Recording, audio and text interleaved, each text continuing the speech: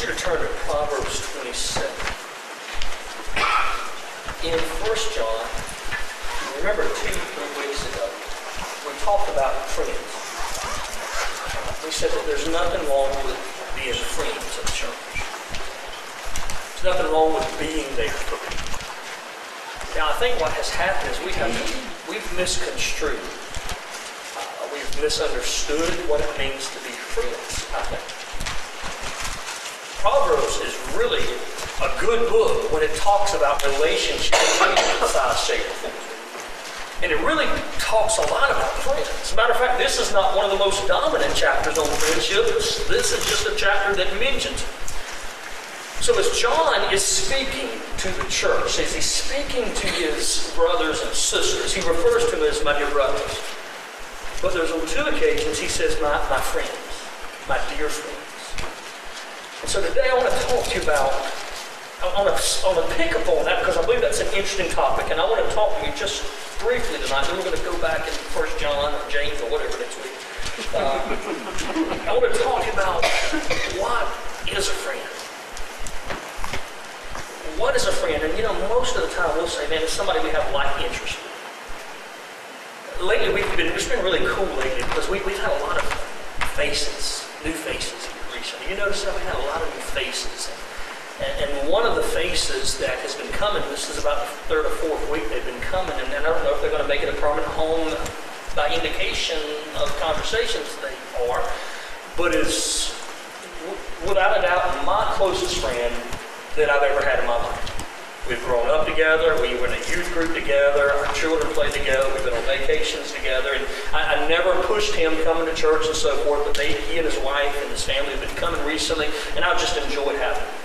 I really just enjoyed having him. He's one of those guys that, we may not see each other for a while, but if I needed him, like I told you a while back, I know he's going to be there.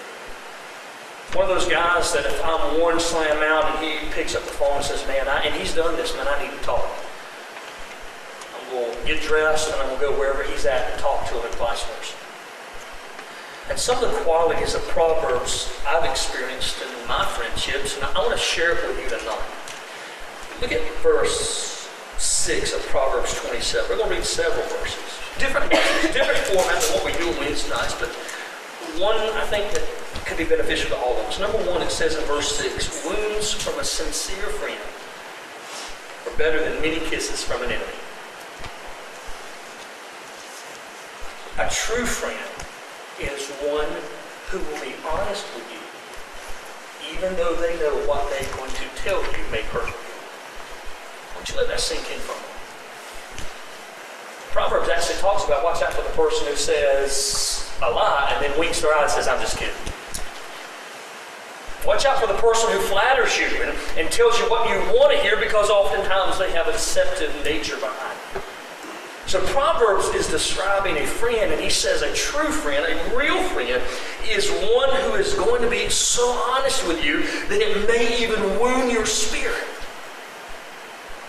It's the friend that when you, and we'll use the guy point of view for a moment, that when you and that friend are out one night eating, and he sees your eye wandering, he says, man, you shouldn't do that. You don't like it. You're not going to say, hey, high five, you're right, man. You're not going to do that. It's going to upset you. It's going to make you mad. The friend is the one who when you are at a point and bitterness begins to seep from everything you say, they're going to say, what's going on in your life? And you begin to blame someone else, and they say, no, but what's going on in your life? Where are you at with God right now? It's wounding. It hurts. But they do it because they love you, and their goal is to see you become better. It's like a parent to a child. If a parent is a parent, by its definition, if they are a caretaker, when they punish or discipline a child, it's not to make them worse or to cause agony or punishment or hurt. It is the punishment. But it's to help them to become better so they don't do something bad again. And he says that the wounds of a friend, the wounds of a sincere, and I like the New Living Translation that says a sincere or a real friend are better than hundreds and hundreds of hugs and kisses from someone who really doesn't care about you. We talked about in James, and we even talked about in Paul's epistles, that if we see someone that's straying, and we're able to reach out and grab a hold of their hand and pull them back in, we've saved them. Sometimes I think our friendships are so topical today, we don't know what it means to be or to have a good friend. In the church, a sincere friend is not one that's going to tell you how pretty you are every time they see you, or how nice you look today. Well, they may do that, but that's not the definition of the friendship. They're going to be someone who's more concerned about your spiritual walk than they are about your physical walk. Do you have a friend like that? Are you a friend like that? Are you willing to push aside, let this sink in for a minute, their feelings, even if it's temporary, in order to get to their heart, because it's eternal? A true friend is one who is going to tell you things, even though what they tell you may hurt you temporarily. Choose the friend. Be the friend that has your best interest at heart and not their own. There have been times in my life where people have come to me and they look really good on the outside. But as I step back and see it, they really didn't care about me. But then there's been times in my life where I didn't know that they cared about me at the time. As I step back now, I realize they absolutely had my best interest at heart. So when John was talking to the fellow believers and he said, "Dear friends," and he said it on 2 occasions that we studied in the past 6 weeks or 5 weeks, he was talking about the friends that are sincere and that care about your spiritual destination. Look at verse 9. The heartfelt counsel of a friend is as sweet as perfume and incense. Friends, true friends, give true or good direction. I'm amazed sometimes. Do you know what happens? Can I start meddling a little bit? I've heard this because oftentimes I do counseling, whether it's premarital, postmarital, intramarital. I do that. I do counseling at different points in people's lives. And one of the most repetitive statements of advice that I hear friends give other friends is do what makes you happy. I want to get some people mad at me. Be careful with that type of advice. Because I can tell you in my time studying the Bible, very seldom, if ever, has the Bible told me to do what makes me happy. As a matter of fact, there's a lot of times that the Bible tells me completely the opposite to do of what makes me happy at the time. Because what makes me happy is if I were to lie to you and not have to face any repercussions. What doesn't make me happy is I have to tell you the truth and face the consequences. What makes me happy is if I can take something that doesn't belong to me because I want it, and I'm just being hypothetical here. What doesn't make me happy is I got to go and work for it and may not even get it then. So the whole philosophy of just do what makes you happy can really be damning. It says here in verse 9, the heartfelt counsel. I really appreciate that because what he's saying it's not just words. This is counsel that has found its origins in the heart. Now, that sounds okay, but you know what makes it even better? Is when we go to Psalms 119 or Psalms 27 or 26, and I may be wrong on those, when David said, I hide your word deep within my heart. And so the heartfelt counsel, the counsel that comes from the heart that resides in God's word, it's sweeter than perfume. I want to be a friend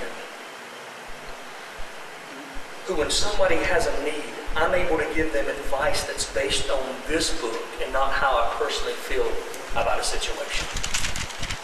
Because if we're all honest, you know what we are? We're biased.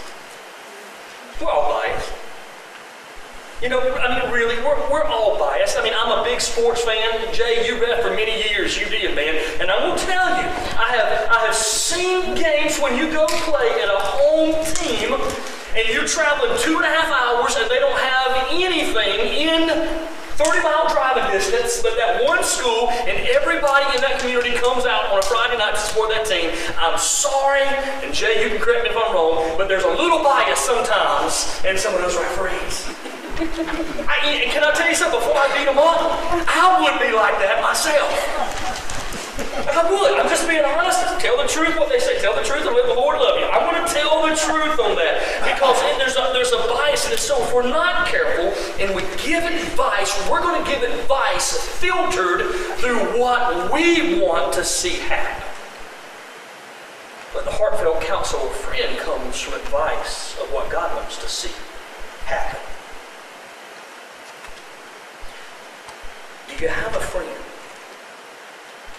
that when you're in a difficult situation is willing to be honest with you, even if it upsets you a little bit, and willing to give you advice? It doesn't come from their own treasure chest or treasure trove of opinions, but comes from the Word of God. Number 3, look at verse 10. Never abandon a friend, either yours or your father's.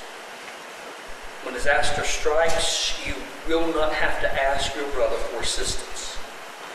It's better to go to a neighbor than to a brother who lives far away. And that's a difficult verse sometimes. We're going to talk about that verse. First it says, never abandon a friend, either yours or your father. Friends are constant.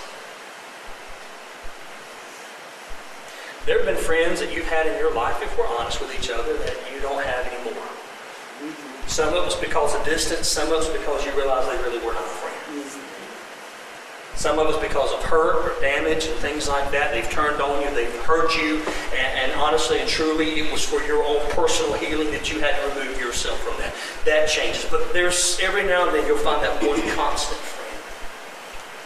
That one constant friend that will put up with your craziness. That will put up with your moodiness, that will put up with who you are and still love you anyway. And that is an amazing gift. You know what's even more amazing? When you can be that friend to somebody. A constant friend. Can I tell you what we are? We need to be in church. We may not always be the best of friends and do things together, but we need to be constant in one another's lives. Gary, I kid you not. Prove it this time because I have it written in paper. When you and I talked Sunday, you've been one of my focal points in prayer. And until you tell me otherwise, you will continue to be. You know why? Because honestly, if I tell you, Gary, I'm going to go through something, I need you to pray for me, I don't want you to tell me you're going to pray for me. I want you to be constant in your prayers for me.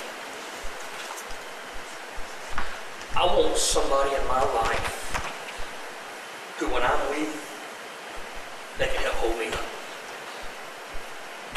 Or somebody that's that I can be in their life when they're weak. I can just be there and hold them up. Man, I've had some times in my life where I needed people, and there's some times in my life where people have needed me. And you know what? I didn't have words of wisdom. I didn't want to take the Bible out because it really wasn't appropriate at that time and preach them a message. All I did was just sit with them. And I'd just sit through the night. And then the morning would break and we'd sit again. I'd go home and shower and come back and we would just sit down again. You know what? Nothing was really accomplished other than the fact we just kind of sat there together. And when they hurt, I hurt right along with them. The constant companion, the constant friendship, someone who's going to be there for you when everybody else is running out the door.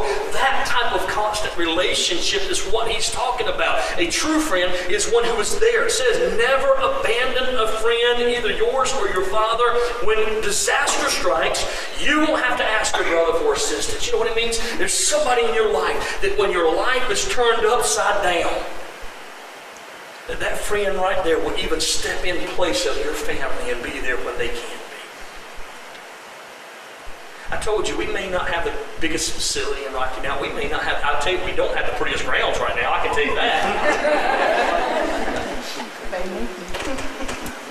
We may not have the newest of things like that, but if our church could be a church that loves people when they walk through this door, genuinely loves them and the way we reveal ourselves to them, it can make a difference. Now let me just stop right here for a moment. Do you realize it costs you nothing to be nice to somebody? So let's take this friendship and carry it a little bit further. Let's take the friend statement and carry it a little bit further. What if we as a church were constant in the way we treated other people when they walked through this door? Guys, I'm serious. We all have a comfort zone, don't we? You know what's really cool and what you do to mess me up sometimes is you change seats. Somebody did that this week and it messed me up. I'm like, wait a minute. They're over here and they're supposed to be over here. And this is not right. Something's happened. Because you do this inadvertently. You do this. I do this. We're just creatures of habit. We come in. We don't count the pews out. But we know where we belong. And we go sit where we belong. Now that's not a bad thing, okay? I'm not saying everybody don't switch on me Sunday to mess me up. I'm just saying that will mess me up. I won't be able to preach or anything. What I'm saying is there's nothing wrong with that. But what happens is we get in our comfort zone. Now you got to go with me on this because please understand this is for the health of our church. Just because you're in your comfort zone doesn't mean the people around you are in their comfort zone. When somebody comes to this church on Sunday morning, we've had probably 7 families in the past 6 weeks that are visiting consistently. When they come into this church, they don't have a seat. They don't have a group of people that they knew or grew up with. They just see some faces and maybe someone smiling to them. But I'm telling you, it is our responsibility, not theirs, to go to them and be in their life. And every one of you can do this. Every one of you can go to somebody and go, hey, how are you doing, man? It's good to have you today. Thank you so much for being here. He didn't hurt me. Now, he could probably hurt me, but that didn't hurt me. Don't hurt me. But he could. But, it didn't hurt me to shake his hand. It didn't hurt me to say, hey, how you doing? I did it. It didn't hurt you. I didn't go overboard or anything. I just made a connecting point with you. And I'm telling you, our church needs to be constant in the way we treat each other. Do you understand that? God has called us. Thank God that His consistency in my life is not reflective of my consistency in His life. Because I would be in a lot of trouble if that's the case. We are to be constant in a friend's life. When they need us, we are to be there. But I want to go a little further. And as a church, as a body of believers that represent the God who lives above and within our lives, we are to be constant in the way we treat other people. And I'm telling you guys, we all, myself leading this group, I can do better. I can't, even at my best, I'm still not good enough. You understand that? Paul said, not to say that I've already reached perfection, but I keep pressing towards that mark when I can finally become all that Christ saved me for, and He wants me to be.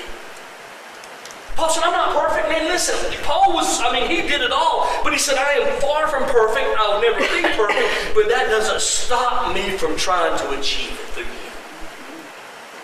This Sunday, go find somebody you've never seen before. Go find somebody and welcome them to church. Go find somebody and tell them how glad you are to see them. Go find somebody and be constant in their life as a representative of Christ.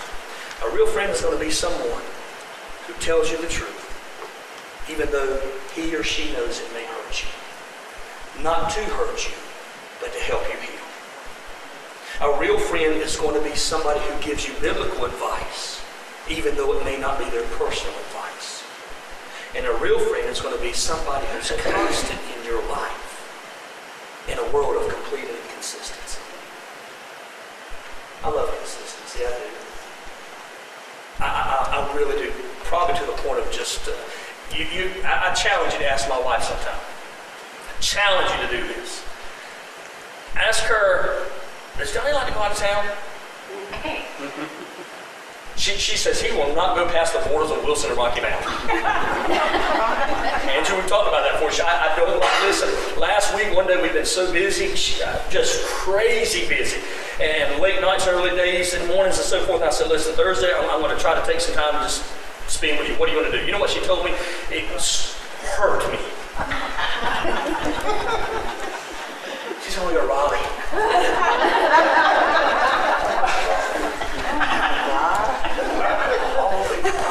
I said, okay, that's good. I'll get a Raleigh. I love going to Raleigh. and then she twisted the knife. She said, only going to Crabtree. Wow. These trials and tribulations that God's talking about is what we're going through now.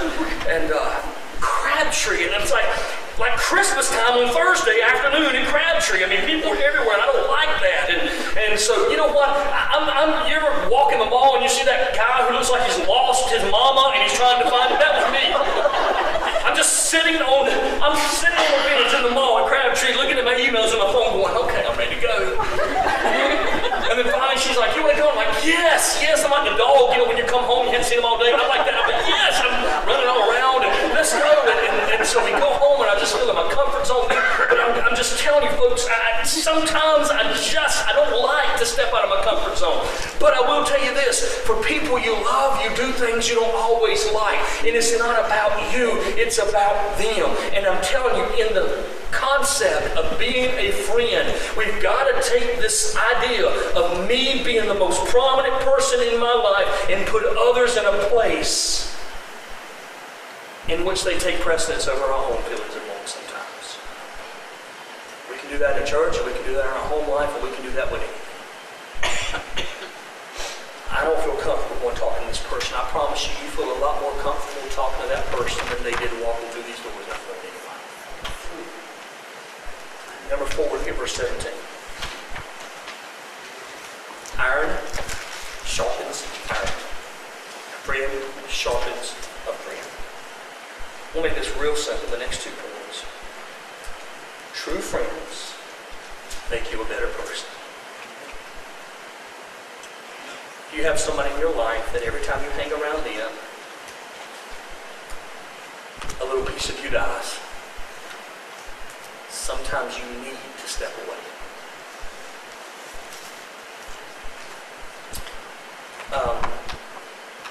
I am a person who likes hunting and so forth, some of you know, and I've always grown up, I like knives and so forth, and that's David, your son, makes them, and I want to learn from him. But I noticed something the other day. I was sitting at home, and sometimes they're just therapeutic for me. I'll take some of the knives out and I'll sharpen them.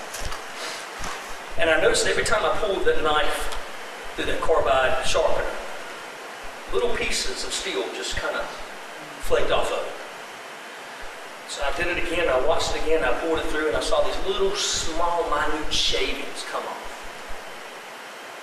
I took the blade and I touched it, and I thought, wow, it's getting sharp. Pulled it through again, and those little fine shavings. And this verse just really came to my mind. When I sharpen that knife, I'm taking parts of that knife off every time I pull it through. I'm taking away from that knife. But what I'm taking away from it makes the blade sharper. So even though I have to take things off of it, even though it looks like I'm destroying the knife, I'm actually making it better. And then it just kind of hit me. There are people in my life that challenge me, that correct me, that call me out. And it seems like they're taking away from whom I am, but what they're really doing is they're making me sharper and making me better. And I need to be around people that make me a better person. I want to be around somebody that when I have a bad day and I act and I say and I do things that I shouldn't act, say, and do, they're going to call me out on it and not just ignore it because they don't want to stir up any confrontation. I want to be around the friend who asks me, hey, listen, are you reading the Word of God? Well, you know what, it's been busy. Well, you know what, that's nothing but an excuse. I want to be around people saying, are you praying? Yes, well, what are you praying for? One of the discipleship people that I'm working with right now is a pastor in the Church of God movement. And it's really interesting. We're spending time with them, and I'm challenging him. He's a pastor. He's got 10 years as a pastor, but I'm challenging him in these little weekly programs, and I'm asking him these things, and I'm challenging him. And this is a man who's been in ministry for many years, but I'm challenging him to do what God's Word says, because it's one thing to preach it. It's another thing to live it. And so friends make you better. Iron sharpens iron. A friend sharpens. It'll take some stuff away from you, but the only reason they're doing that is to make you a better person. I got to hurry along. Actually, I'll just bring it kind of to a close right here. I want to give you some biblical advice on the wrong type of friends. Proverbs 1:10 says, "My son, my friend, if sinners entice you, don't go with them." Proverbs 13:20, "Whoever walks with the wise becomes wise. But those who walk with fools will suffer." I taught at a high school last year. I think it was last year. And I made the statement, I believe, to the young men and women that God never calls you to the dating mission field. Let that sink in for a minute. You guys caught it, didn't you? Yeah. God's never going to call you to date somebody who's lost so you can bring them to Christ. He may call you to bring that person to Christ and lead that person there, but He will not call you to be unequally yoked with that person in hopes to win them to Christ. It's biblical. If I stood on this stool right here today, which I'm not, but if I did, and I would ask Scott to come up here, and I would grab Scott's hand, he would grab my hand. See, I'll try to step on that. It was not there. I would step on Scott's hand, I would clasp his hand, he clasped mine. Who would have the better opportunity? Would it be easier for him to pull me down, or would it be easier for me to pull him up on the stool? Pull me down. It's a simple illustration, but I think you understand the point. Proverbs is saying if you hang around people who are always down, it's going to be a whole lot easier for them to pull you down than for you to pull them up. I'll make this very simple. There are people in our lives sometimes that we may have to cut out because of what they're doing to our spiritual walk with God is not worth the investment of the relationship. And you say, but this person has been in my life. I know they're toxic. I know they've caused me a lot of damage, but they've been in my life for a long, long time. I can't get rid of them. Can I tell you something? You are not losing anything that God doesn't have the ability to replace with something that He wants in your life. You listen to me real quickly. If we're stubborn and we're refusing to let go of something that God's convicting us to let go of, then what we're doing is we're crowding out the opportunity for God to put what He does want in our life when He sees fit. There are certain times we have to cut individuals out of our life. We have to turn from those friends who, contrary to what God teaches us, we are to turn from those who bring us down. Use discretion when you choose your friends. I told you this, I think, a few weeks ago. There's an old little, not a proverb in the Bible, but an old saying that says, I went out to be a friend. I went out to find a friend and found a friend nowhere. I went out to be a friend and found a friend everywhere. God's called us to be that person. I'm telling you, we get really caught up on trying to find the right friend. What we need to do is ask God to help us to be the right friend. And then God will join us with those who are like mine. Told you, we talked about friendship just in brevity as we went through John. Again, not James. I am aware of that now. Proverbs 2 says that discretion, wisdom, will deliver you from bad people. I want to be honest with you. The Bible says a man of many friends comes to ruin. And we can talk about that's another whole message in itself. People that you hang around with are a reflection of who you are. I got word today, I don't know if you guys saw in Wilson, where they were looking for a young man who had shot somebody or questioned. I don't know if you saw that. I coached that young man in basketball. I spent a lot of time with that young man. I had prayed with that young man.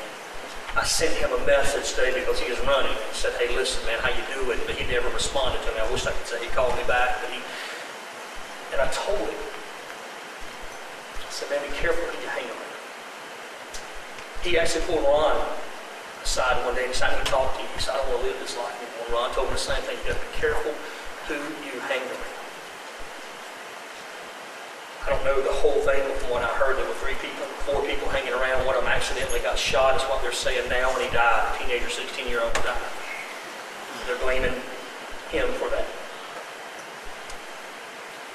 Be careful who you hang around, because you do become a product of your environment. Now that's an extremity.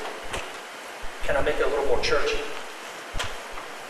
If you hang around people that all they do is talk about other people, sooner or later either you're going to adapt their philosophy or you're going to walk away.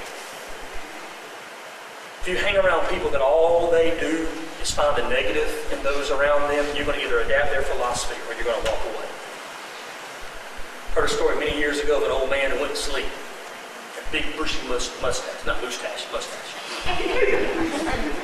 I'm tired, forgive me. His grandkids were at the house, and when they did, they took that old stinky Limburger cheese, right? Is it Limburger, what's it called? Limburger, whatever. Stinky cheese. And they took a little piece and they rubbed it all over his mustache. Well, of course, he eventually woke up, got out of bed. First thing he said, "It stinks in this house."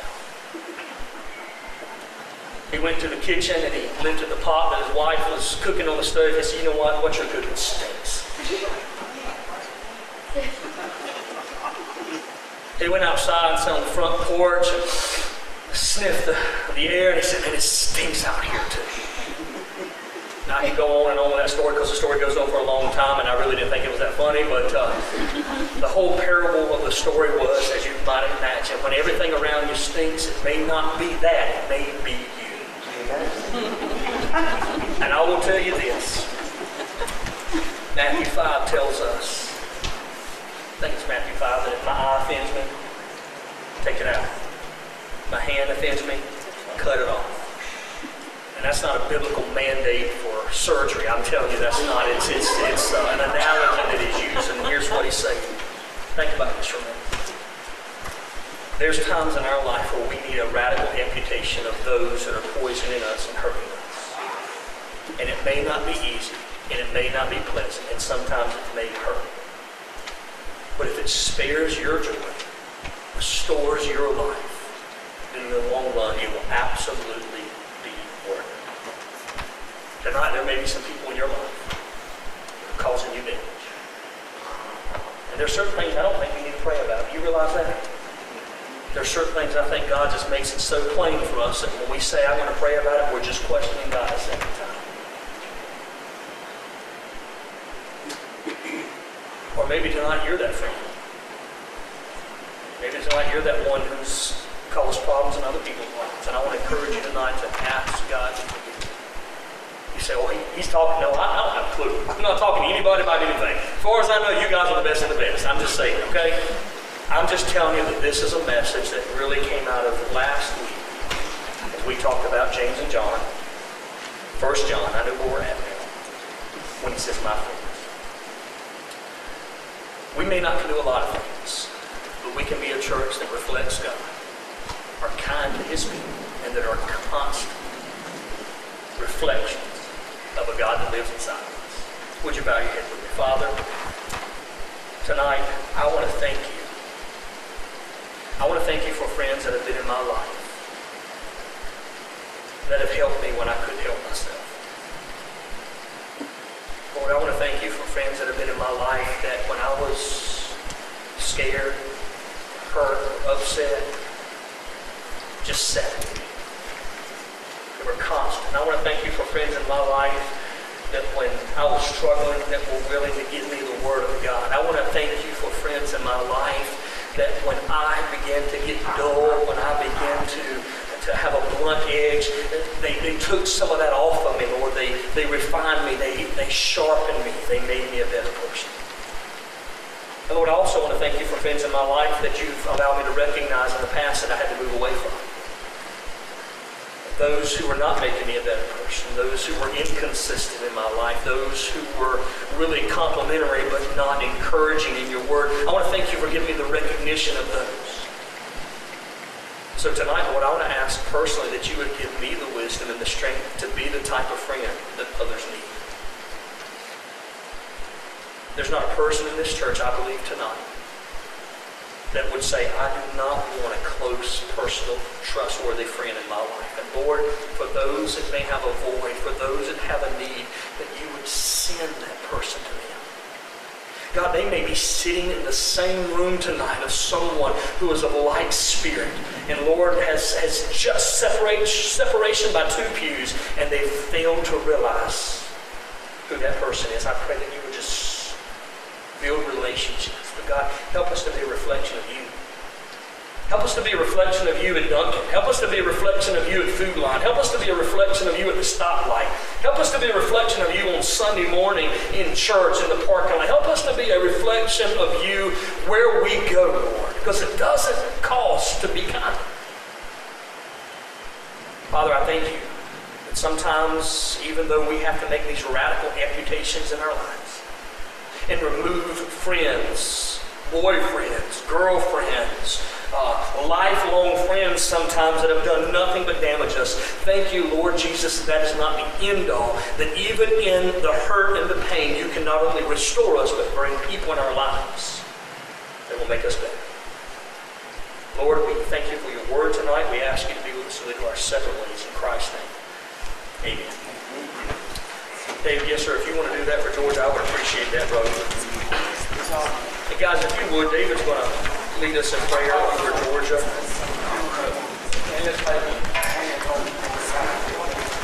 Yes, sir. I would be very grateful.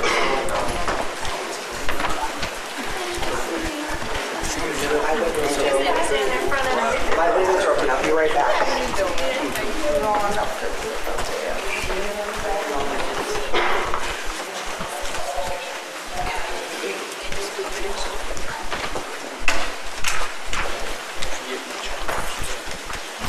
I'd like to invite, maybe we can have maybe two in our prayer.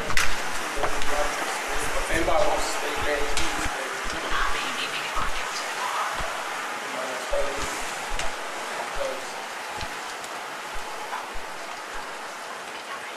Father God, we come to you tonight in a special way. Lord, to help us. That even our groanings, Lord,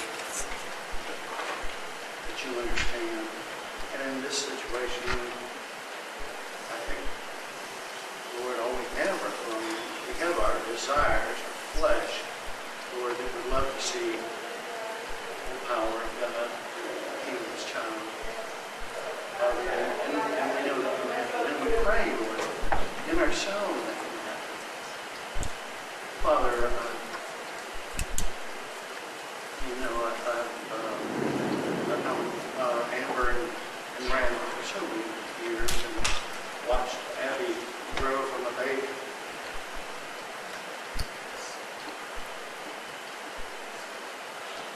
So, Lord, I know her heart is breaking.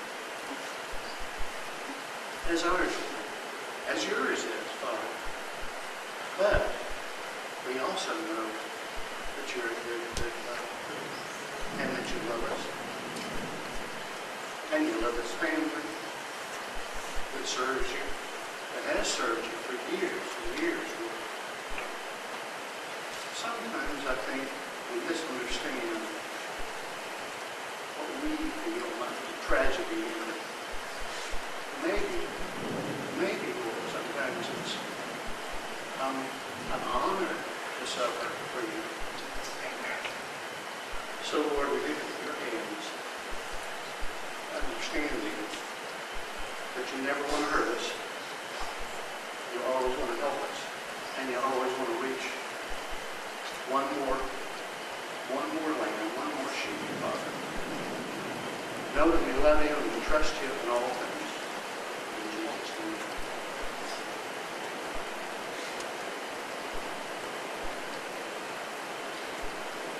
Father, I just come tonight with a great heart.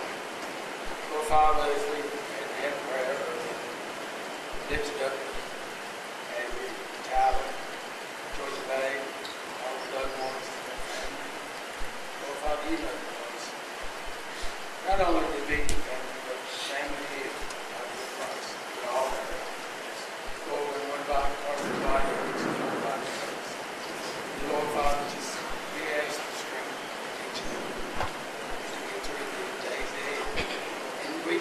you have plans. You have plans for Georgia. Plans that you Lord Father, we just pray as we asked earlier about Pastor Scott, Pastor John. Lord Father, we're grateful that he's feeling better with his church. Lord Father, be with his family, be with Angie, be with each and every one, and David and us. Lord Father, just give him the strength to hold up that daddy, that husband, Father, as he needs. We're grateful for John, grateful for his heart, grateful for how he teaches the word and his honest. We're grateful. Tonight, we're grateful for his friendship. We're grateful for how he loves. Yes, he is a friend. Yes, he is a friend. Be sharpened by him, be sharpened by him. And Lord Father, we just know this through his love, through the love that you bear. Father, just give him the strength. Give each and every one who be traveling back and forth to the hospital. Meet the needs of Abby. Meet the needs of Tower. Meet them all. As you know, as we know you will, Father. That it's just not to be right